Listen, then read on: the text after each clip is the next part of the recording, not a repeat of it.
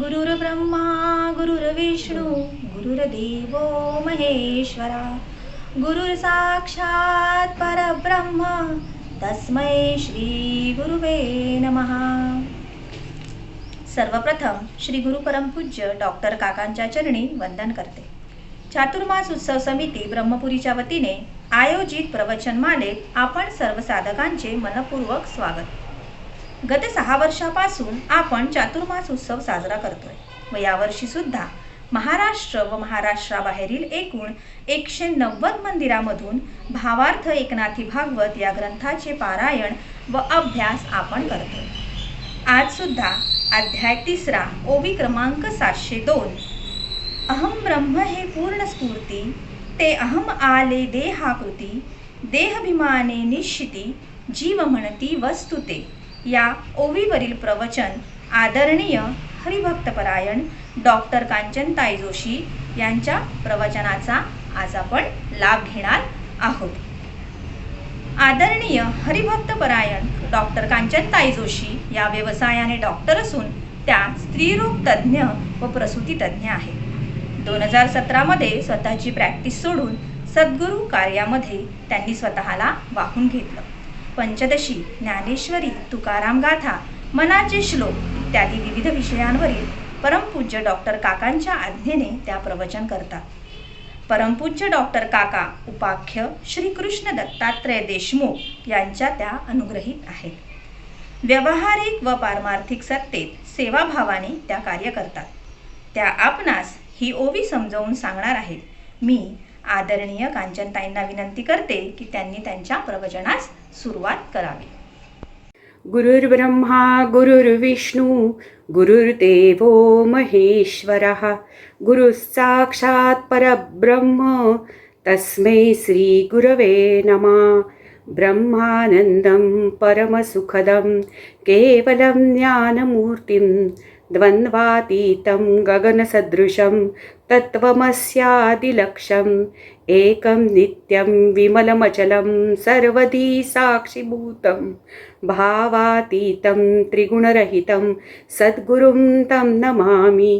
शुकासारिखे पूर्णवैराग्यजाचे वसिष्ठा परी ज्ञानयोगेश्वराचे कवी वाल्मिका सारिखा मान्य ऐसा नमस्कार माझा सद्गुरु रामदासा. जय जय रघुवीर समर्थ. श्री गुरुंना वंदन करते. आणि महत्त्वाची गोष्ट म्हणजे दरवर्षी चातुर्मास उत्सव समिती ब्रह्मपुरीतर्फे एखाद्या ग्रंथाचं पारायण आणि प्रवचनांचं आयोजन केलं जातं. यावर्षी सविताताईंनी एकनाथी भागवत हा ग्रंथ निवडलेला आहे आणि या प्रवचन यज्ञात समिधा टाकण्याची संधी मला आयोजकांनी दिलेली आहे. त्याबद्दल मी आयोजकांची अत्यंत आभारी आहे. आता एक गोष्ट मला या संदर्भात सांगावी वाटते, ती म्हणजे प्रपंचात राहून परमार्थ करणं ही अत्यंत अवघड गोष्ट आहे.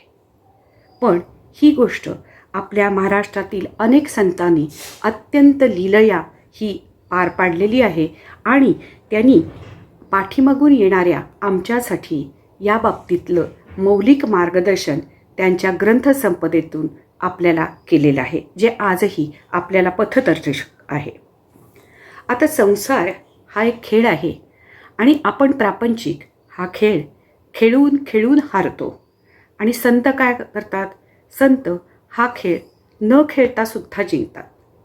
खेळापासून अलिप्त राहून जिंकण्याची कला त्यांना सहज जमते आणि याबद्दलचं मार्गदर्शन ते एकनाथासारख्या संतांच्या चरित्रावरून आपल्याला हे आजही समजतं, आपल्याला आजही हे कळतं. आता एकनाथांसारख्या संतांनी काय केलं हो? संसार ही एक क्रीडा म्हणजे खेळ समजून त्यांनी तो अत्यंत उत्तम रीतीनं खेळला. आणि एवढंच नाही तर आपल्यासारख्यांना त्यांनी त्यात समाविष्ट करून आपल्यालाही त्यांच्यासारखं खेळकर बनवलं. आता संतांनी भक्तिप्रेमानं देवाला वश केलं आणि श्री गुरुंना उपास्य बनवलं. ते कधीही श्रीगुरूंच्या आज्ञेबाहेर गेले नाहीत, त्यामुळं त्यांची कधीही फसगत झाली नाही. एकनाथ, नामदेव, तुकाराम इत्यादी जे संत आहेत, ते संत हा संसाराचा खेळ स्वतः तर आनंदानं खेळलेच, आणि त्यांनी काय केलं तर या खेळामध्ये सामान्य प्रापंचिक जनांनाही त्यांनी सामावून घेतलं आणि त्यांनाही आपल्यासारखं खेळकर बनवलं. संतांचे हे आपल्यावर असलेले फार मोठे उपकारच आहेत असं म्हणायला पाहिजे. संत बाळकुंद्री महाराज म्हणतात की प्रपंच राहूनही परमार्थ केला तो भला रे भला, भला रे भला, भला रे भला. प्रपंचात राहून परमार्थ करणाऱ्यांचे म्हणजे आपल्यासारख्यांचे थोडंफार आपण जे परमार्थाच्या नावानं काय करतो तसे आपल्यासारख्यांचे सुद्धा संत मोठ्या खुल्या मनानं आपली वाहवा करतात. संत एकनाथांनी तर काय केलं तर परमार्थशास्त्र हे अत्यंत सोप्या भाषेत त्यांनी विशद केलं आणि ते सर्वसामान्यांपर्यंत पोचवलं. इतकंच नाही तर सोपे दृष्टांत देऊन सामान्य जनांना ते अत्यंत उत्कृष्ट रीतीने समजावून सांगितलं. स्वतः एकनाथ महाराज तर प्रपंच आणि परमार्थ या दोन्ही याच्यामध्ये ते अत्यंत यशस्वी झालेले आहेत आणि या यशाचं रहस्य त्यांनी आपल्या वाङ्मयात, ग्रंथसंपदेत अत्यंत उत्तम रीतीनं सोप्या भाषेत विशद केलेलं आहे, जे आजही आपल्याला उपलब्ध आहे. वेदांत अत्यंत सोप्या भाषेत विशद करून त्यांनी एकनाथी भागवतात सांगितलेला आहे, जो ग्रंथ आत्ता आपण पारायणासाठी घेतलेला आहे, अभ्यासासाठी घेतलेला आहे. आणि त्याचं नुसतं पारायणापुरतंच मर्यादित न राहता आपण एकनाथी भागवताचा अभ्यास आपण चांगल्या रीतीनं करू शकतो आणि हा वेदांत चांगल्या रीतीनं आपण समजावून घेऊ शकतो. एकनाथ म्हणूनच काय आहे की एकनाथी भागवत हा साधक आणि मुमुक्षु या दोघांसाठी एक प्रकारचा ज्ञानकोश आहे असं म्हटलं तरी त्याला हरकत नाही आहे. आणि या एकनाथी भागवताला वेदांत, भागवत, गीता, उपनिषद, स्मृती याची फार मोठी पार्श्वभूमी तर आहेच, पण त्याबरोबरच त्याला अनुभवाचंही फार मोठं पाठबळ आहे. आणि ज्या ग्रंथांना अनुभवाचं पाठबळ असतं त्यांचा दर्जा 100% जास्तच असतो आणि त्याचं सामर्थ्य काही वेगळंच असतं. संतांनी मराठीत लिहिलेले जे वेगवेगळे ग्रंथ आहेत, जसं काही दासबोध, ज्ञानेश्वरी, एकनाथी भागवत, या ग्रंथांमुळं काय झालं तर तत्त्वज्ञानाची जी परिभाषा आहे, जी संस्कृतमध्ये होती उपलब्ध, ती सोप्या मराठी भाषेत आली आणि त्यामुळं सर्वसामान्यांना ती थोडीफार समजण्याची व्यवस्था झाली.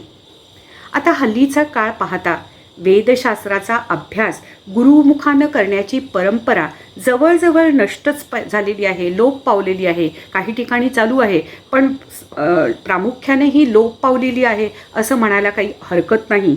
तरी पण डॉक्टर काकांनी आपल्या अथक प्रयत्नानं काय केलं तर अनेक प्रवचनं, ग्रंथसंपदा त्यांनी लिहिली. त्यामुळं त्यांच्या मार्गदर्शनाखाली अनेक लोक तयार झाले आणि हे अनेक लोक त्याचा प्रचार आणि प्रसार करण्याचं काम करत आहेत. त्यामुळं अनेक मुमुक्षु आणि साधकांची चांगली सोय झाली. आपल्याला उदाहरण दाखल सविताताई आहेतच की ज्याच्यामुळं ब्रह्मपुरीसारख्या मोठ्या दूरच्या अशा भागातही ही आज मोठ्या प्रमाणात वेदांत, उपनिषद यांचा अभ्यास चालू आहे. आता संतांनी काय केलं, संतांनी जो भागवत धर्म आहे तो जनमानसात रुजवला आणि त्यांनी काय केलं तर भूलोकीच वैकुंठ निर्माण करण्याची शक्यता आहे हे त्यांनी प्रतिपादित केलं. मेल्यानंतर स्वर्ग, वैकुंठ इत्यादी लोकांच्या प्राप्तीपेक्षा याची देही, याची डोळा, भोगुमुक्तीचा सोहळा हे असं प्राप्त करून घेता येतं असा विश्वास त्यांनी सर्वसामान्य जनमानसात रुजवला. भक्तांनी देवाकडं जाण्यापेक्षा देवच भक्तांसाठी विटेवर तिष्ठत उभा आहे. हे आपल्याला उदाहरण आहेच की पंढरपूरला पांडुरंग विटेवर तिष्ठत उभा आहे. एकनाथ महाराज या संदर्भात म्हणतात, एका जनार्दनी भक्ताचा अंकित म्हणून तिष्ठेत विटेवरी. हे भक्तीचं फार मोठं वैभव आहे. आता नाथांचा भागवत धर्म काय आहे? तर नाथांचा भागवत धर्म म्हणजे ज्ञानदेव आणि नामदेव यांच्या प्रणीत असलेला प्रेममय भक्तिमार्गच आहे. भक्तिमार्गच आहे भागवत धर्म म्हणजे. एकनाथी भागवतात भगवंत म्हणतात की स्वधर्माचं अनुष्ठान करणं हेच भजन असून, असं भजन करणाऱ्याला मी अत्यंत प्रसन्न होऊन, म्हणजे भगवंत अत्यंत प्रसन्न होऊन भक्तांना विवेक, वैराग्य आणि ज्ञान देतात. हे भक्तीचं फार मोठं वैभव आहे. अशा रीतीनं काय होतं की स्वधर्मातून भक्ती आणि भक्तीतून मुक्ती असा कार्यकारण भाव त्यांनी एकनाथी भागवतात विशद केलेला आहे आणि भजनाला व्यापक स्वरूप त्यांनी दिलेलं आहे, व्यापक अर्थ प्राप्त करून दिलेला आहे. आता नाथांच्या एकनाथी भागवतात आज मी निरूपणासाठी जी ओवी निवडलेली आहे किंवा मला देण्यात आलेली आहे ती कुठली आहे? तर ती 3रा अध्यायातली 702 नंबरची ओवी आहे. ती अशी आहे, अहम ब्रह्म हे पूर्ण स्फूर्ती, ते अहम आले देहाकृती, देहाभिमाने निश्चिती, जीव म्हणती वस्तुते.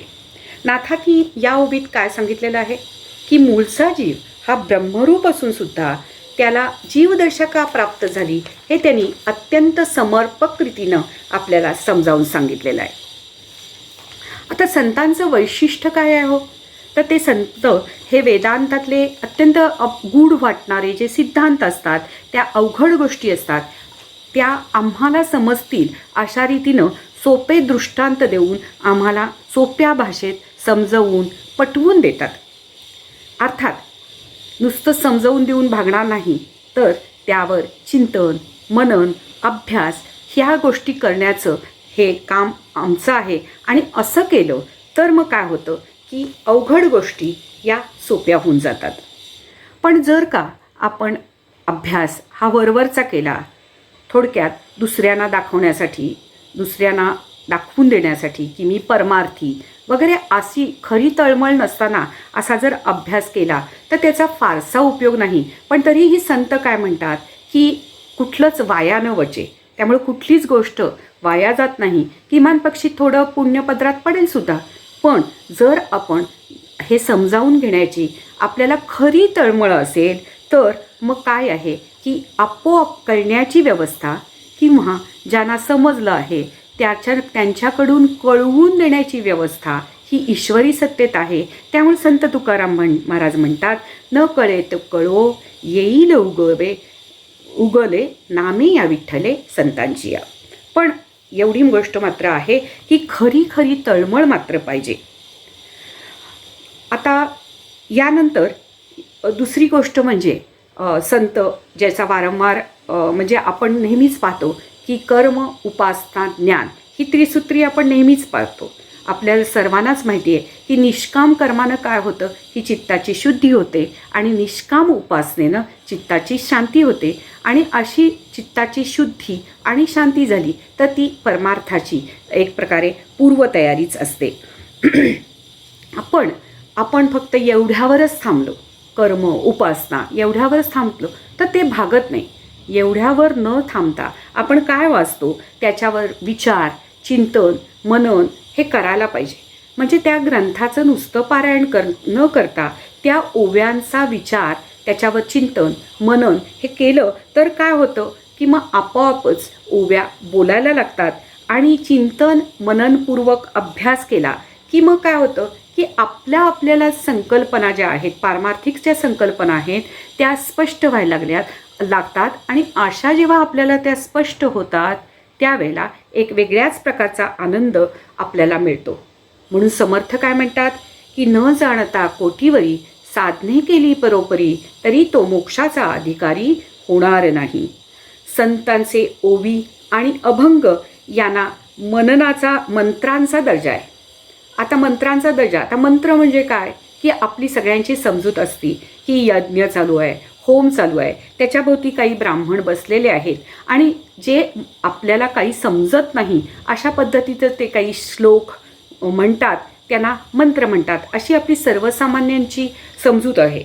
पण मंत्राचा व्याख्या काय करतात की ज्यांचे मनन आणि चिंतन केलं असता या भवसागरातून तरुण जाण्याची व्यवस्था आहे, त्याला मंत्र असं म्हणतात, अशी मंत्रांची व्याख्या आहे.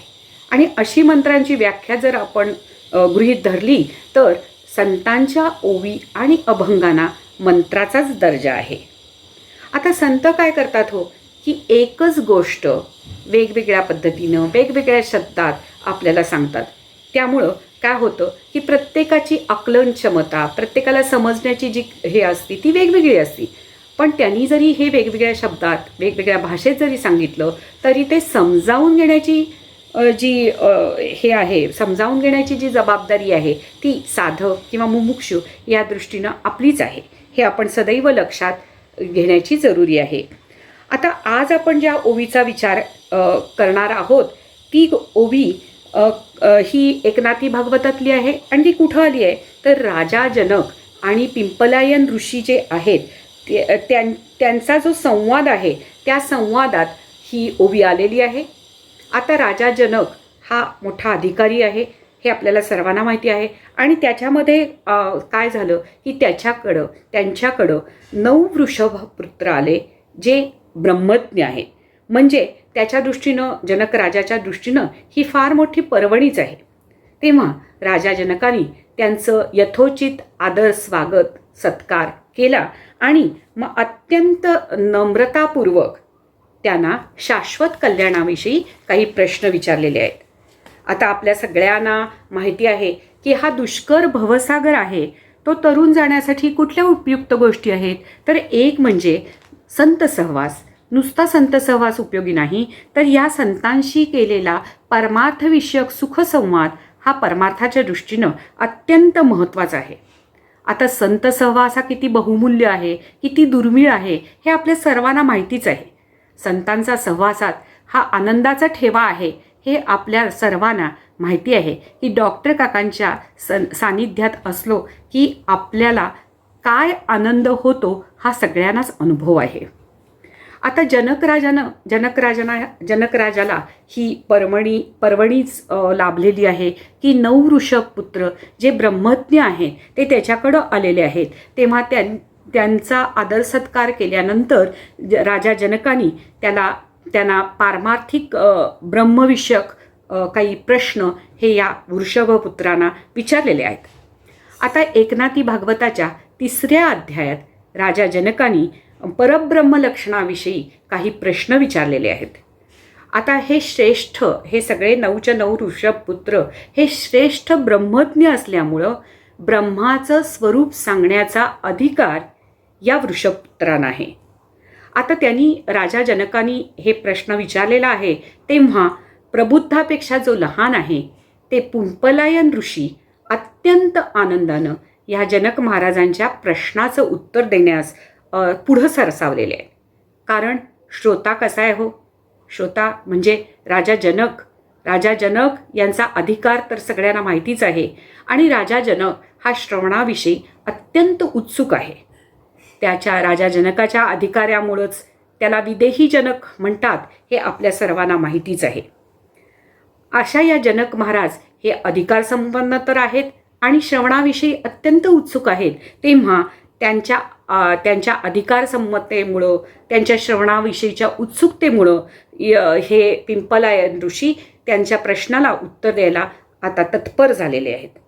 आता या संवादात समाविष्ट असलेली ओवीच आज आपण निरूपणासाठी घेतलेली आहे. ती ओवी काय आहे तर अहम ब्रह्म पूर्णस्फूर्ती ते अहम आले देहाकृती देहाभिमाने निश्चिती जीव म्हणती वस्तुते, अशी ती ओवी आहे. आता या ओवीतील प्रत्येक शब्द आपण समजावून घेणार आहोत. आता या पूर्णस्फूर्तीचा अर्थ समजावून घेण्याच्या पूर्वी आपल्याला काही परमार्थिक कल्पना स्पष्ट करून घेण्याची आवश्यकता आहे. आणि अशी स्पष्ट झाली की काय होतं की विषय समजणं आपल्याला सोपं जातं. आता परमार्थदृष्ट्या काय आहे हो, परमार्थदृष्ट्या दृश्य जगत हे मिथ्या आहे आणि एकमेव अद्वितीय ब्रह्म सत्य आहे. आणि खरं म्हणजे जीव ब्रह्मरूपच आहे. हा वेदांचा सिद्धांत आहे. वेदांचा सिद्धांत आहे ब्रह्म सत्य जगत मिथ्या जीवो ब्रह्मेव नापरा. आता हा वेदांचा सिद्धांत त्याच्या स्पष्टीकरणासाठीच सर्व परमार्थशास्त्राचा पसार आहे. आता सामान्य साधकाला काय असतं की दिसणारं जे देहादी जगत आहे ते सत्य आहे अशी त्याची अगदी ठाम कल्पना असते. म्हणूनच जगाची तर्कशुद्ध संगत लावून दिल्याशिवाय त्या अशा या सामान्य साधकाचं प्रापंचिक साधकाचं समानाद होत नाही. म्हणून दृश्य जगत सत्य आहे असं गृहीत धरून परमार्थशास्त्रात जी मांडणी केली जाती त्या मांडणीला अध्यारोपाची मांडणी असं म्हणतात. मला वाटते हे बऱ्याच जणांना, कारण तुम्ही बरेच वर्ष सविताताईंची प्रवचनं ऐकत आहात, अनेक प्रवचनाचे प्रवचनं अरेंज केली जातात, त्यामुळे ही गोष्ट तुम्हाला माहिती असेल. पण काही वेळेला काही नवीन साधक असतात म्हणून काही गोष्टी आपल्याला परत परत सांगाव्या लागतात. आता श्रुती काय सांगते? श्रुती सांगते सदैव सौम्येद इदमग्र असित. अध्यारोपाच्या भाषेमध्ये जगत उत्पत्तीपूर्वी एकमेव अद्वितीय स्वगत सजातीय विजातीय भेदरहित अखंड ब्रह्म होते. आता ब्रह्म म्हटलं तर आपल्यासारख्या अभ्यासू लोकांच्या डोक्यात लगेच एवढी सगळं लटांबर येईलच याची मला अगदी पूर्ण खात्री आहे. आता मग हे असं एकमेव अद्वितीय ब्रह्म होतं जगत उत्पत्तीपूर्वी. मग काय झालं की मग सत असत विलक्षण मायेनं काय केलं की एकमेव अद्वितीय नपुंसक ब्रह्माला पुरुषत्व बहाल केलं आणि नपुंसक अकर्ता निर्विकार ब्रह्माच्या ठिकाणी तिनं एकोहम बहुस्याम मी एक आहे बहु व्हावे असा संकल्प तिनं ब्रह्माच्या ठिकाणी निर्माण केला. आता त्यामुळं काय झालं? नाम नसलेल्या ब्रह्माला तिनं ईश्वर पुरुष अशी नावं ठेवली. हम बहुश्याम हा संकल्प निर्माण झाला, ती मूळ माया. त्याच्यामध्ये जी गुणसाम्यावस्था आहे, जिथं गुणांचा क्षोभ झालेला नाही आहे ते प्रधान तत्व, आणि तिच्यामध्ये सत्व गुण जेव्हा प्रगट झाला त्या शुद्ध सत्वाला महत असं म्हणतात.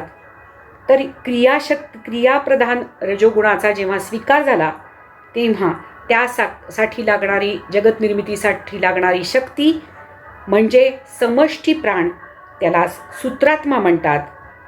आता ह्या गुणसाम्यावस्थेमध्ये तीन गुणांचा क्षोभ झाला, म्हणजे सत्व रजतम या तीन गुणांचा क्षोभ झाला आणि सत्व रज तामस असे तीन अहंकार निर्माण झाले. आता या तीन अहंकारांचं काय काय काम आहे? तर सात्विक अहंकाराची ज्ञानशक्ती आहे, राजस अहंकाराची क्रियाशक्ती आहे आणि तामस अहंकाराची द्रव्यशक्ती आहे. द्रव्यशक्ती म्हणजे काय की जड पदार्थ आहेत ते जड पदार्थ हे सूक्ष्म घटकांचे बनलेले असतात. हे सूक्ष्म घटक ज्या योगे एकमेकाला धरून राहतात तो बाइंडिंग फोर्स म्हणजे द्रव्यशक्ती, हाच तामस अहंकार आहे. आता या तामस अहंकारातून पंचमहाभूतं निर्माण झाली. आपल्याला माहिती आहे की आकाश हे पहिलं भूत आहे. अनुप्रवेश श्रुतीनुसार काय सांगितलेलं आहे की त्यानं आकाश निर्माण केलं, तो त्यात शिरला. त्याच्यानंतर आपल्या सगळ्यांनाच माहिती आहे की आकाशानंतर काय निर्माण झालं? वायू, वायूनंतर तेज, तेजानंतर पाणी, पाणीनंतर पृथ्वी, अशी पंचमहाभूतं निर्माण झाली. आणि पुढं या पंचमहाभूतांचं पंचीकरण झालं आणि त्याच्यापासून मग दृश्य देहादी जगत जड सृष्टी ही निर्माण झालेली आहे. आता जे पिंडी ते ब्रह्मांडी, जे ब्रह्मांडी ते पिंडी, याला अनुसरून त्यानं काय केलं की त्यानं रजोगुणांचा स्वीकार केला आणि पिंडाची 5 ज्ञानेंद्रिय, आपल्याला माहिती आहेत 5 ज्ञानेंद्रिय कुठली आहेत? 5 ज्ञानेंद्रिय डोळे, कान, नाक, त्वचा आणि जीभ, ही 5 ज्ञानेंद्रिय. आणि 5 कर्मेंद्रिय. 5 कर्मेंद्रिय कुठली आहेत? हात, पाय, वाणी, गुद, जननेंद्रिय ही 5 कर्मेंद्रिय. आणि 5 प्राण. 5 प्राण ही आपल्याला माहिती आहेत. व्यान, उदान, समान, अपान प्राण. हे 5 प्राण म्हणजे त्यानं रजगुणाचा स्वीकार करून 5 ज्ञानेंद्रिय, 5 कर्मेंद्रिय आणि 5 प्राण अशी 15 तत्व त्यानं निर्माण केलेली आहेत. आता त्यानं सत्वगुण स्वीकारला आणि सत्वगुण स्वीकारून सात्विक अहंकार रूप ज्ञानशक्तीनं त्यानं मनबुद्धी चित्त अहंकारादय अंतःकरण त्यानं निर्माण केलेलं आहे. आणि पुढं काय झालं की अंतःकरणातील प्रतिबिंबी चिदाभासासह तोच काय झालेला आहे? भोक्ता बनलेला आहे. भोगाची साधनं आत्ताच सांगितलं त्याप्रमाणे निर्माण झालेली आहेत. ज्ञानेंद्रिय आणि पंचमहाभौतिक स्थूल पदार्थ हे काय झालेत? भोग्य झालेले आहेत. अशा रीतीनं भोक्ता, भोग्य आणि भोग अशी त्रिपुटी निर्माण झालेली आहे. आणि देहात जो प्रविष्ट झालेला जीव आहे तो जीवच काय करतो तर भोग्य पदार्थांचा या त्रिपुटीसह भोग घेतो. जेव्हा आकाश, आता आपण परत एक वेगळी काही संकल्पना स्पष्ट करून घेऊ. जेव्हा आकाश आहे ते घटाच्या उपाधीनं जेव्हा मर्यादित होतं तेव्हा त्याला काय म्हणतात? सगळ्यांनाच माहिती, घटाकाश म्हणतात. त्याप्रमाणे ब्रह्मतत्व जेव्हा देहात जणू अडकल्यासारखं होतं तेव्हा त्याला आत्मा म्हणतात. आणि आत्मतत्वच जेव्हा अनंत कोटी ब्रह्मांड व्यापून सुद्धा शिल्लक राहतं तेव्हा त्याला ब्रह्म असं म्हणतात. आता हे जे आत्मतत्व आत्ताच मी सांगितलं, जेव्हा जणू काही अडकल्यासारखं जे ब्रह्मतत्व आहे त्याला आत्मा म्हणतात. आणि हे आत्मतत्व आहे हे अविद्येनं आवृत्त झाल्यामुळं काय प्रकार होतो की त्यामुळं मी म्हणजे मन, बुद्धी, देह असे भ्रम निर्माण होतात. आता अविद्येनं आत्मतत्व अविद्येनं आवृत्त झालं. आता अविद्या म्हणजे काय? पुढचा प्रश्न निर्माण होतो. तर अविद्या म्हणजे काय आहे तर शुद्ध सत्वगुण गुणप्रधान माया ही जेव्हा रजतम गुणामुळं मलिन होते तेव्हा तिला अविद्या असं म्हणतात. थोडक्यात ब्रह्मतत्व जेव्हा देह म्हणजे मी या भ्रमानं, या अभिमानानं, खोट्या अभिमानानं देहात जेव्हा प्रविष्ट होतं तेव्हा देहाच्या अभिमानानं त्याला जीवत्व प्राप्त होतं, जीवत्व येतं. म्हणजे काय झालं? होतं ब्रह्मतत्व, त्यानं खोटा अभिमान काय धरला? देह म्हणजे मी हा खोटा अभिमान धरला. त्यामुळे काय झालं तर त्याला जीवत्व आलं. आणि हे जीवत्व म्हणजेच एकनाथ महाराजांच्या या ओवीतील अपूर्ण स्फूर्ती आहे. आता ही अपूर्ण स्फूर्ती काय आहे? कारण देह हा अपूर्ण आहे, संकुचित आहे. त्यामुळं देहाच्या संकुचितपणामुळं तिथं पूर्णत्व नाही, अपूर्णत्व आहे. हेच येथे एकनाथ महाराजांनी ओवीच्या उत्तरार्धात सांगितलेलं आहे. ते अहम आले देहाकृती, देहाभिमाने निश्चिती, जीव म्हणती वस्तुते. ब्रह्म जणू देहात बंदिस्त झाल्यासारखं झालं. आणि हे बंदिस्त झाल्यामुळं काय झालं तर देहाची जी दुःख आहेत ती देहाची दुःख त्याला माझी वाटी लागली. आणि त्यामुळं काय झालं की देहाचे जे ताप आहेत, त्रिविध ताप आहेत, स्थूल देहाचे ताप, सूक्ष्म देहाचे ताप आहेत, कारण देहाचे ताप आहेत किंवा आध्यात्मिक, अधिभौतिक, अधिदैविक आदी दुःख आहेत, हे सगळे ताप त्याला माझे वाटू लागले. कुणाला? जीवाला. आता खरं म्हणजे सुखरूपता ही खरी म्हणजे माझी मिराशी आहे. आणि पण ही मिराशी मी गमावली. कारण मी देह, मी करता, मी भोगता, जग सत्य आहे हा भ्रम अविद्येमुळं झाला. आणि त्या अविद्येमुळं झालेल्या भ्रमामुळं खरा मी सुखरूप असून सुद्धा माझ्या पदरात काय पडलं तर माझ्या पदरात दुःख पडलं. आता यातून सुटायचं कसं? पुढचा प्रश्न आहे. तर यातून सुटण्याचा मार्ग संत तुकाराम सांगतात. काय सांगतात की संकोचोनी काय झालासी लहान, घेया पोषण ब्रह्मांडाचे. माझे खरं स्वरूप जे आहे ते ब्रह्म आहे आणि जे पूर्ण आहे अहम ब्रह्म ही पूर्ण स्फूर्ती आहे. तर जीवत्व ही अपूर्ण स्फूर्ती आहे. कारण ही अपूर्ण स्फूर्ती काय आहे, तिथं देहाचा संकुचितपणा आहे, रजोतमो गुणाची मलिनता आहे. आता ह्या जीवदशेकडून परत आपल्या मूळ आत्मदशेकडं जाणं, याचा म्हणजे अर्थ हे असं मूळ रूपाकडं जाणं, याचंच नाव काय आहे, साधना. आता अविद्येच्या प्रभावानं आपल्याला जीवदशा प्राप्त झाली आणि ही जीवदशा प्राप्त झाली त्यामुळं काय झालं की मी आणि माझं यांच्याबद्दलची आसक्ती, ममत्वाची बेडी आमच्या पायात पडली आणि दुःखपदरात पडले. आता या बेडीतून सुटण्यासाठी काय करावं ते मुली सांगतात. मी आणि माझे ऐसी आठवणं, विसरले जयाचे अंतःकरण, पार्था तो संन्यासी जाणं निरंतर. आता उलट्या दिशेनं परत प्रवास चालू कसा करायचा आहे. वासना आणि पूर्वसंस्कार याच्या प्रभावानं काय झालेलं की बहिर्मुखता आली. आता उलटं कसं जायचं आहे तर अभ्यास, विवेक, वैराग्य, विचार याच्यामुळं काय करायचं, याच्या साह्यतेनं काय करायचं आहे की बहिर्मुखता सोडून अंतर्मुख व्हायचं आहे. आणि अशी बहिर्मुखता सोडून अंतर्मुख होणं म्हणजेच साधना. समर्थ काय म्हणतात, अंतर्निष्ठ तितुके तरले, अंतर्भ्रष्ट तितुके बुडाले. आता सुखाच्या अपेक्षेनं, पूर्वसंस्कारानं जीवाची धाव ही सतत बाहेर आहे. म्हणून डॉक्टर काका काय म्हणतात की जीव सुखाचा प्रवासी, दुःख जराही नकोस त्यासी, परी दोन्ही ते सोसी अनिवार्यपणे. हे आपल्याला सगळ्यांनाच माहिती आहे. आत्मरूप मी कसा आहे की सुखरूप आहे. सुखाचा अखंड झरा आत वाहत आहे. वाहणारा सुखाचा अखंड झरा आत झुळझुळ वाहत आहे आणि तो सतत उपलब्धही आहे बरं का. पण या सुखरूप आनंदरूप झऱ्याचा आम्हाला पत्ताच नाही. हा आनंद सतत उपलब्ध आहे जो माझ्यापासून कधीही दुरावू शकत नाही, कारण तोच मीच आहे. सविताताईंची प्रवचनं ऐकत आहात. अनेक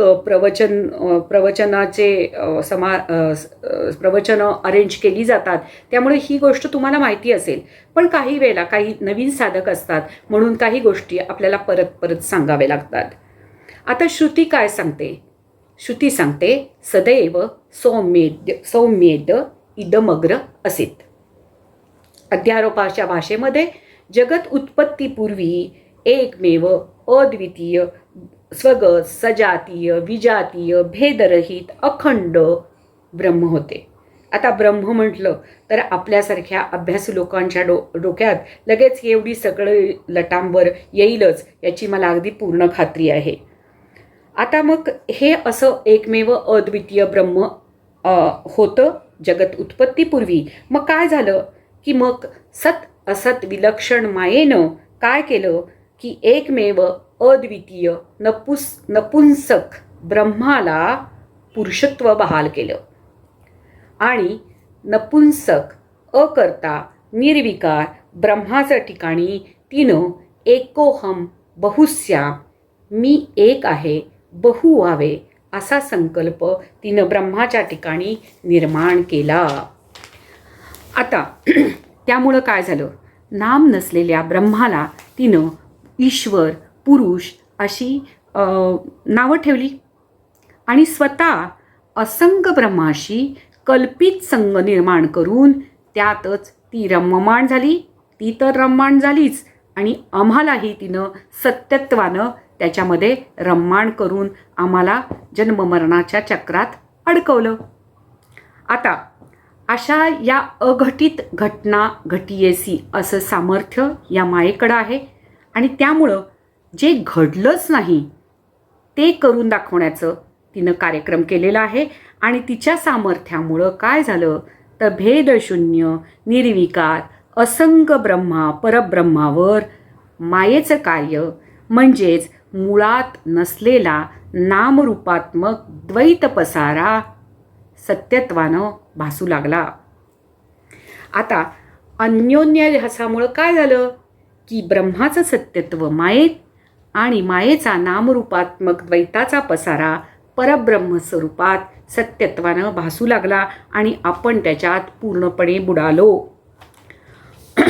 म्हणूनच मिथ्या हा नामरूपात्मक सत्यत्व हा जो पसारा आहे तो सत्यत्वानं भासू लागला. पण असं असलं तर या मिथ्या मायेला देखील अधिष्ठान कुणाचं आहे की परब्रह्माचंच अधिष्ठान आहे. आणि आपल्याला माहिती आहे की अध्यस्थ हे नेहमी अधिष्ठान रूपच असतं. त्यामुळं सूक्ष्म विचारानं कळतं आपल्याला की मायासुद्धा ब्रह्मरूपच आहे. म्हणूनच ब्रह्मरूप आकाशात मायारूप ढग निर्माण होऊन नामरूपात्मक दृश्य देहाती जगत भासू लागलं तरी त्याला अधिष्ठान कुणाचं आहे तर त्याला अधिष्ठान हे ब्रह्माचंच आहे. आता स्फुरण म्हणजे ह्याचा अर्थ काय निघाला की ही जी स्फुरणरूप माया आहे ती कल्पित आहे. दृश्य देहादी जगत आहे ते कल्पित आहे. ते निर्माण करणारा विश्वनियंता तो पण कल्पित आहे. आणि मग सत्य काय आहे तर फक्त एकमेव अद्वितीय ब्रह्म फक्त सत्य आहे. हा निष्कर्ष आहे वेदांताचा. एकमेव अद्वितीय ब्रह्मच सर्वत्र सदा सम व्यापून आहे आणि ब्रह्माशिवाय केव्हाही कुठेही कधीही दुसरं काहीही नाही. हाच वेदांताचा निष्कर्ष आहे. आता कुंभार काय करतो, एक मातीचा गोळा आहे त्याच्यापासून घट निर्माण करतो. आता हा घट निर्माण करताना त्या घटामध्ये जे आकाश आहे तो घट निर्माण करून तो आकाश घालतो किंवा घट निर्माण करताना कुठल्याही प्रकारे आकाश त्याच्यात समाविष्ट होणारच नाही असं तो करू शकतो का? नाही.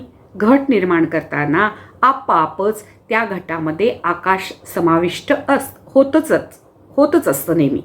त्याप्रमाणे काय आहे की मायेच्या मातीच्या गोळ्यापासून जेव्हा हे दृश्य देहादी जगत जेव्हा निर्माण होतं तेव्हा किंवा पदार्थ हे भासू लागतात तेव्हा ते पदार्थ जेव्हा निर्माण होतात तेव्हा त्यात आपापच ब्रह्म समाविष्ट असतंच. त्याच्यापासून कोणीही रोखू शकत नाही. जसं घटामध्ये आकाश समाविष्ट आपापच होतं आणि ते समाविष्ट होण्यापासून कोणीही रोखू शकत नाही. त्या पद्धतीनं या द्वैत पसाऱ्यामध्ये ब्रह्म हे आपापच समाविष्ट होतं. त्यापासून कोणीही रोखू शकत नाही. म्हणूनच जळी स्थळी काष्ठी पाषाणी एकमेव अद्वितीय ब्रह्म किंवा भगवंतच व्यापून आहे असं समर्थ म्हणतात. काय म्हणतात समर्थ? रीता ठाव राघवे विण नाही. आणि संत तुकाराम काय म्हणतात? त्रिभुवन संचले विठ्ठले गा. आता मातीचं गोकुळ मध्ये एकदा व्हॉट्सॲपवर मंदाताईंनी बनवलेल्या गोकुळाचे फोटो आले होते बघा, नुकतेच आले होते, आपण सर्वांनी पाहिले असतील. तर ते मातीचं गोकुळ जेव्हा बनवतात त्यावेळा मातीच्या गोकुळामध्ये काय बनवतात? कृष्ण बनवतात, राधा बनवतात, गोपी बनवतात, वासरं बनवतात. त्याच्याप्रमाणे काय आणखीन बनवतात? ती मातीचीच वृंदावन बनवतात, गोवर्धन बनवतात. आता हे सजीव निर्जीव दोन्ही पदार्थ बनवतात आणि पण त्यात काय असते? फक्त मातीच असते. मातीचंच या गोष्टी बनवलेल्या असतात. मातीशिवाय त्या दुसरं काहीही नसतं. पण आपल्याला काय दिसतं? त्याच्यामध्ये गोपी, वासरं, कृष्ण हे आपल्याला सजीव वाटतात. त्याच्यानंतर वृंदावन, गोवर्धन हे निर्जीव वाटतं. पण त्यात काय असतं? त्यात मातीशिवाय दुसरं काहीही नसतं. ज्याप्रमाणे आकाशात वस्तुता नसलेला, आकाशाकडे आपण पाहिलं की काय दिसतं? निळा रंग दिसतो. हे दुसरं उदाहरण सांगते की आकाशाकडे पाहिलं तर तिथं आकाशात खरा म्हणजे निळा रंग असतो का? पण आकाशात हा आपल्याला वस्तुता नसलेला निळा रंगाचं जसं भान होतं त्याप्रमाणे ब्रह्माच्या ठिकाणी नसलेली माया तिथं नांदत आहे. आणि नसलेली माया नुसती नांदत नाही तर ती काय करते?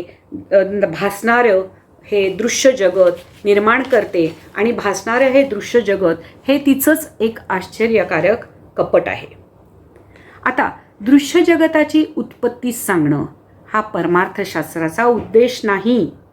तर परमार्थशास्त्राचा उद्देश काय आहे की आपल्याला जे सत्यत्वानं भासणारं देहादी दृश्य जगत आहे ते दृश्य जगत सत्य नाही हे सांगून त्याबद्दल त्या जगाच्याबद्दलची आसक्ती आणि ममत्व आमच्या ठिकाणी आहे ते आसक्ती आणि ममत्व कमी करणं, नष्ट करणं हा परमार्थशास्त्राचा खरा मूळ उद्देश आहे. म्हणून काय होतं की मायावादात ते सांगतात की दृश्य जगत मिथ्या आहे. मग मिथ्या गोष्टींबद्दल ममत्व आसक्ती राखणं हे काही शहाणपणाचं आहे का हो? ईश्वर कारणवादात ते सांगतात की सकळ करणे जगदीशाचे, म्हणजे हे देहादी दृश्य जगत कुणाचं आहे? ईश्वराचं आहे. आणि दुसऱ्याचं जी वस्तू आहे त्याच्याबद्दल ममत्व आणि आसक्ती पाळणं हे एखाद्या गृहस्थाचं लक्षण आहे का हो? त्यामुळं जर दृश्य जगत हे ईश्वराचं असेल तर त्याच्याबद्दल आसक्ती पाळणं हा शहाणपणा नाही. तिसरं काय सांगतात? अजातवादात काय सांगतात की हे दृश्य जगत झालेलंच नाही, म्हणजे मग आसक्ती ममत्व ठेवण्याचा संबंधच कुठं येतो? म्हणजे येन केन प्रकारेनं दृश्य जगताबद्दलची आसक्ती आणि ममत्व नष्ट करणं हाच परमार्थशास्त्राचा खरा उद्देश आहे.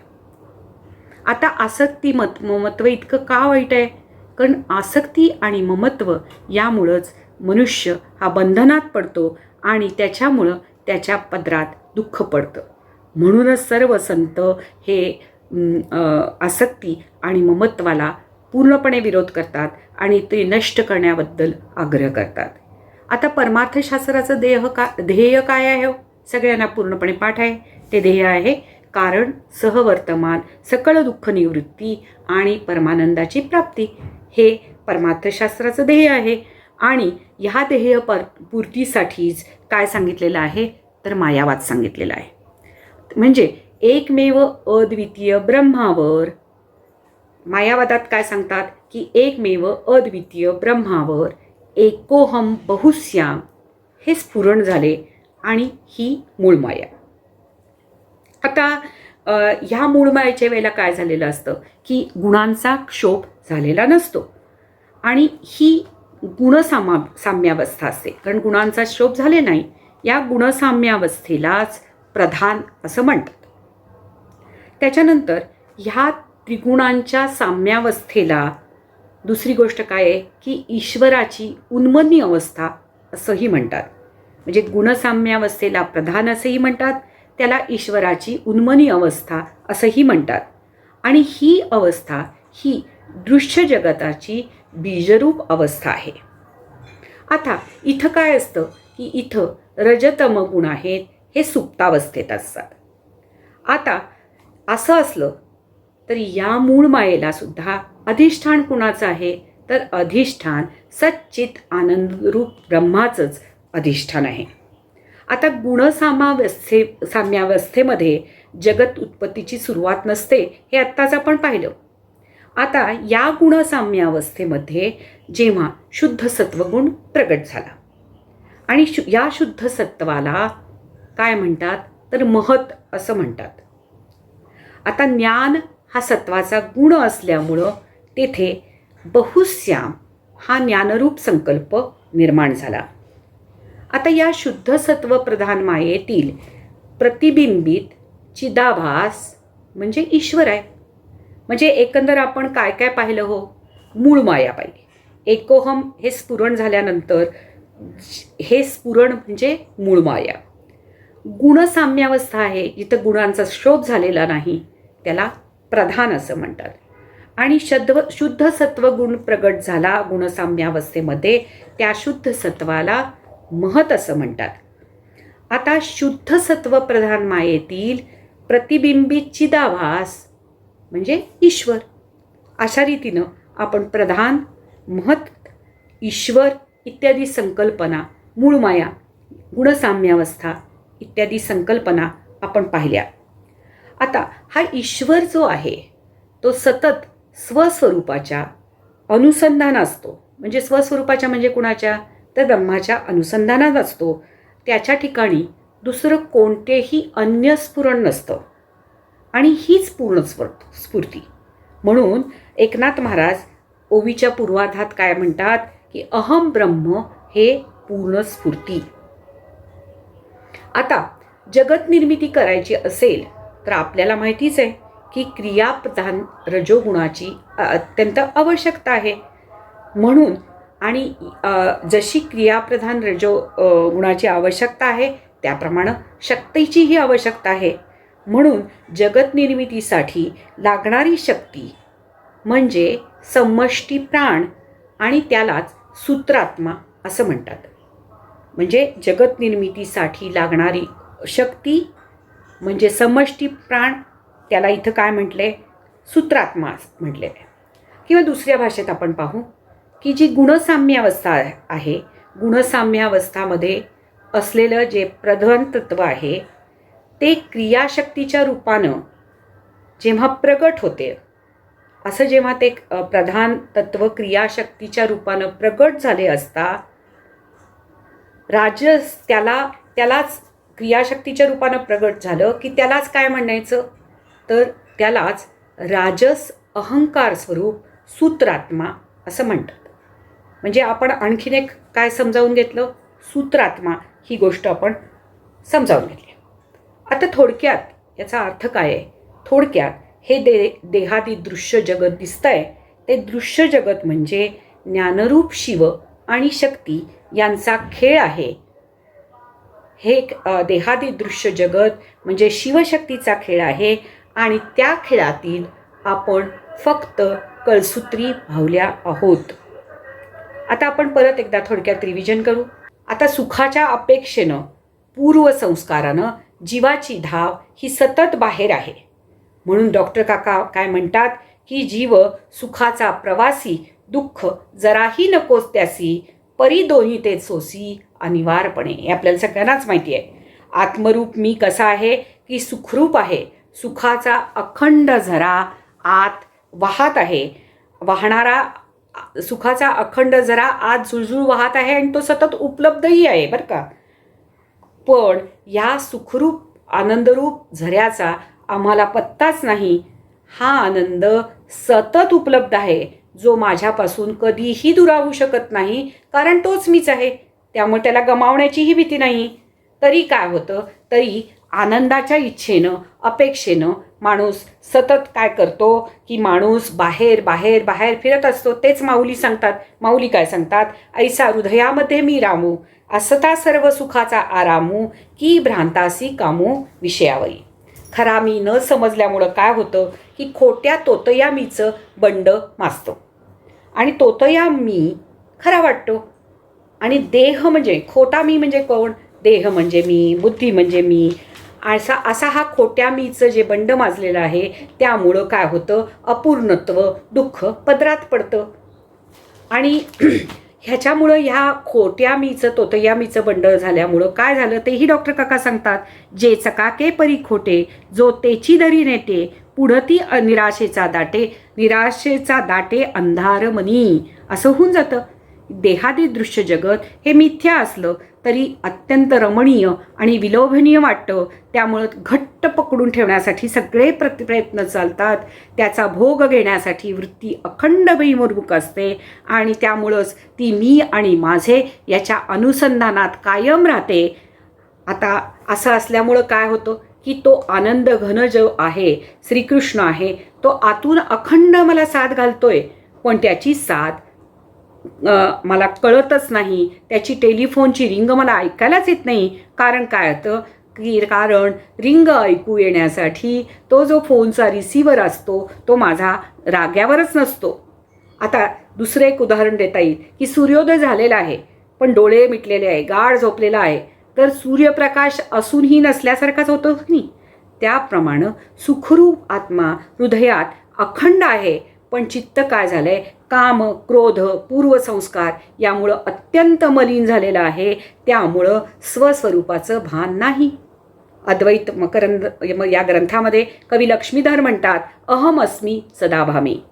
माझ्या स्वरूपाचं सामान्य भान मला अखंड असतं.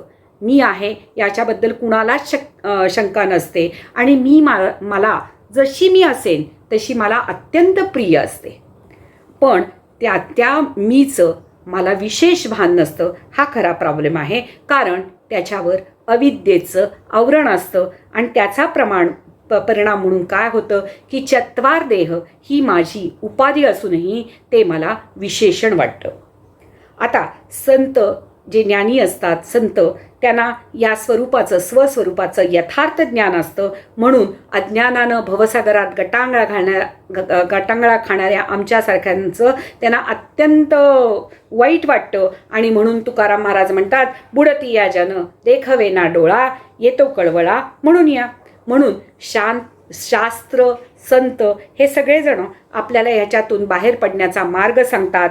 की ते एक गोष्ट सांगतात की जे माझं आहे ते मी नाही. उदाहरणार्थ हे सगळ्यांना माहितीच आहे की माझा ड्रेस म्हणजे मी नाही, माझा देह म्हणजे मी नाही, माझी बुद्धी म्हणजे मी नाही, माझं मन म्हणजे मी नाही, हे आपल्याला सगळ्यांनाच ठाऊक आहे.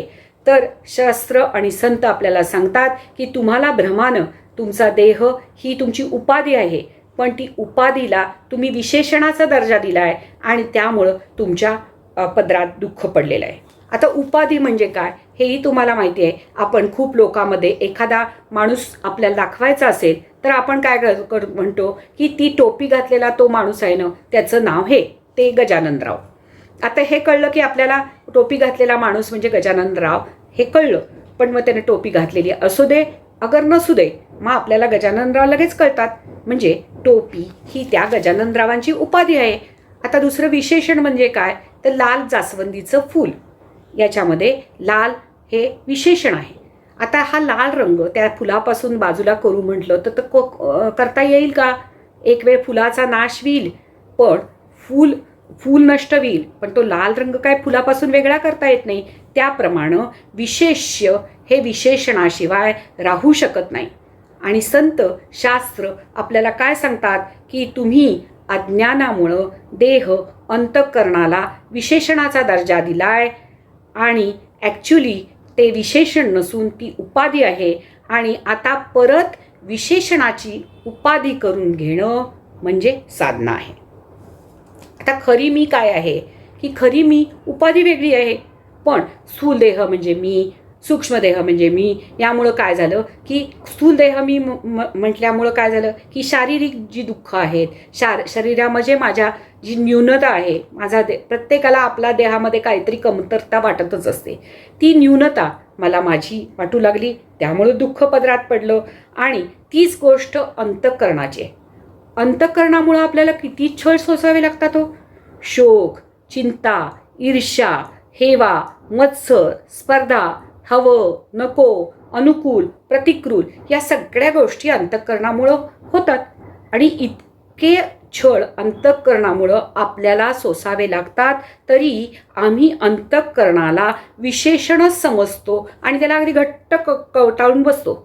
इतके छळ सोसायला लागून सुद्धा त्याचा आम्ही बात करायला अजिबात तयार नसतो. हा आमचा मूर्खपणा नंबर 1. दुसरा मूर्खपणा काय आहे की माझ्या बुद्धीवर माझा फाजील आत्मविश्वास असतो. त्यामुळं मी स्वतःला कर्ता समजते आणि कर्तृत्वाचे ओझं मी माझ्या अंगावर निष्कारण लादून घेते. आणि समर्थ काय म्हणतात तो? समर्थ म्हणतात, मी कर्ता म्हणविसी तेने तू कष्टी होसी, राम करता म्हणविसी तेने पाविसी यश कीर्ती प्रताप. स्वतःला देहा एवढं संकुचित समजून त्याचाच अहंकार बाळगणं ही काय आहे तर अपूर्ण स्फूर्ती आहे. आणि अपूर्णतेत नेहमीच आपल्याला माहिती आहे की अपूर्णतेत नेहमी दुःख, अतृप्ती, असमाधान, अशांती ही असतीच. आणि मग पूर्णस्फूर्ती काय आहे तर अहम ब्रह्म ही पूर्णस्फूर्ती आहे. आणि पूर्णत्वात काय काय आहे? सुखरूपता आहे, शांती आहे, तृप्ती आहे, समाधान आहे, आनंद आहे, निर्भयता आहे. आता ह्या अपूर्णत्वाकडून पूर्णत्वाकडे वाटचाल करायची आहे. आणि अशी वाटचाल करणं म्हणजे साधना. आपल्याला साधनेच्या खूप व्याख्या आपल्या मनानं करता येतात, त्यातलीच ही एक व्याख्या आहे. आता प्रापंचिक जे असतं त्यांचा मार्ग असतो तो अत्यंत सरधोपट असतो. म्हणजे प्रवाह जसा वाहतो तसे हे सगळे आपण प्रापंचिक लोक त्याप्रमाणे वाहत असतो. आणि ह्या प्रवाहाच्या विरुद्ध जाऊन त्याचा मुळाचा शोध घेणं हे आपल्या लक्षात सुद्धा येत नाही. इंग्रजीत एक म्हण आहे की जे प्रवाहाच्या दिशेनं वाहतात ते मेलेले मासे असतात. म्हणजे आपण कसे आहोत? आपण मेलेले मासे आहोत. आता संत आणि हे श्रीगुरू असतात ते प्रवाहाच्या विरुद्ध जातात, त्या मुळाचा शोध घेतात आणि ह्या मुळाच्या शोध घेण्याबद्दलचे जे जे मार्ग आहेत ते स्वतः तरी हे मुळाचा शोध घेण्यात यशस्वी होतातच, आणि आपल्यासारख्यांना त्या मुळाचा शोध घेऊन तिथपर्यंत कसं पोचायचं याच्याबद्दल आपल्याला ते चांगल्या रीतीनं आपल्याला समजेल अशा भाषेत ते आपल्याला मार्गदर्शन करतात. आता हे मार्गदर्शन त्यांनी केलेलं आहे ते कशातून उपलब्ध आहे? एकनाथी भागवतासारख्या ग्रंथातून उपलब्ध आहे, दासबोधात उपलब्ध आहे, आपल्या श्रीगुरूंची प्रवचनं तर अखंड आपल्याला उपलब्ध आहेत, वेबसाईटवर उपलब्ध आहेत. वेदांत भास्कर वेबसाईट आपल्याला सगळ्यांना माहिती आहेत. पण ही सगळी उपलब्ध असलेल्या गोष्टी वापरणं, त्याचा उपयोग करून घेणं हे मात्र माझी जबाबदारी आहे. एक साधक म्हणून 100% ही माझी जबाबदारी आहे, आणि याचा उपयोग करणं हे आपलं आद्य कर्तव्य आहे, एक शिष्य म्हणून, एक साधक म्हणून. आता ह्या अपूर्णत्वाकडून म्हणजे अपूर्ण स्फूर्तीकडून पूर्ण स्फूर्तीकडे जाणं, अपूर्णत्वाकडून पूर्णाकडे वाटचाल कशी करायची, त्याची साधना काय, कशी करायची, हे कसं जमवायचं हे आपण पुढच्या प्रवचनात पाहू. तोपर्यंत नमस्कार. जय जय रघुवीर समर्थ.